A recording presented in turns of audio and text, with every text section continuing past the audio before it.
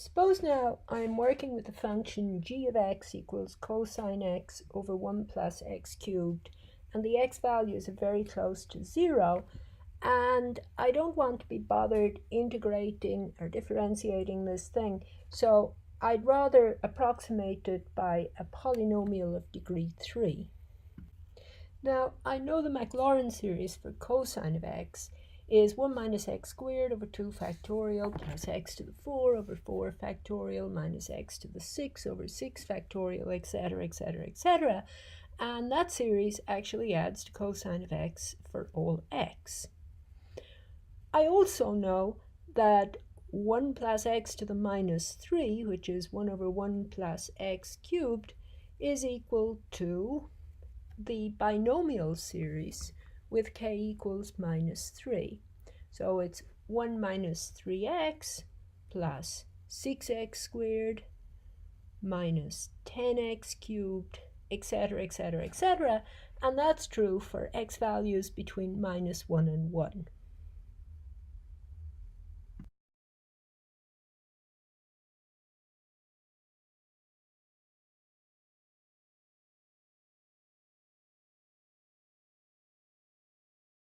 So cosine x over 1 plus x cubed is the product of these two Maclaurin series for values of x near 0.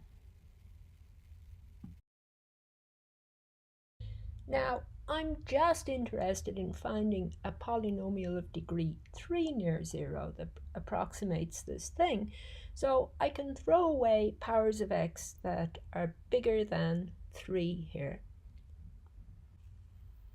Now, multiplying these two polynomials, I get a new polynomial, which gives me an approximation to the function cosine x over 1 plus x cubed near 0.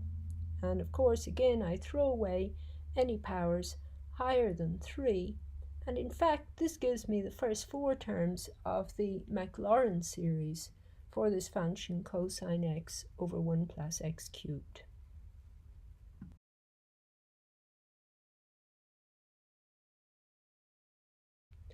Now here's a printout of what I get from the Wolfram Alpha app when I ask it for the power series expansion of the function cosine x over 1 plus x cubed. And at the bottom of the page, you see it draws a graph of a few polynomial approximations to the function. In particular, the graph that I'm going to color in green here is the graph of the third degree polynomial approximation we found to this function. On the same graph, we have the graph of the actual function is drawn in red, and we can see that the graph of this third degree polynomial is fairly close to the graph of the actual function for values of x near 0.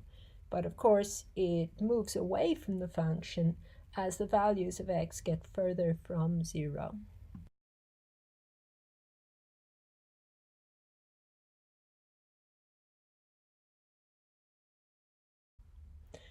And we can, of course, add the binomial series now to our list of known power series expansions of functions. And we see what happens at x equals minus 1 and x equals 1 for the series depends on the value of k in 1 plus x to the power of k. As you can see, the story is a little complicated, and in fact the proofs depend on methods which are beyond the scope of this course.